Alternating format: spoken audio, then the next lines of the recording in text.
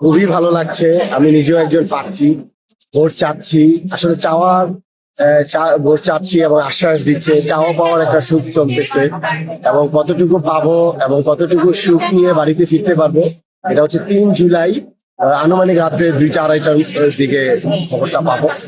তবে আশা রাখি, বিশ্বাস করি যে একটা ভালো ফলাফল নিয়েই ঘরে ফিরতে পারবো। পাশাপাশি বলবো, আমার অপোজিট যিনি প্রার্থী, উনিও খুবই ভালো একজন মানুষ এবং ওনারও অনেক সুনাম আছে চলচ্চিত্রে। উনিও অনেক বছর ধরেই ক্যাবিনেটে আছে। উনি খুব কম ফেল করেন, সবসময় পাশ করেন। অনেক শক্ত জোরালো একজন প্রার্থী। তার সাথে পেরে ওঠাটা, সবাই বলছে যে আপনার অনেক কষ্ট করতে হবে।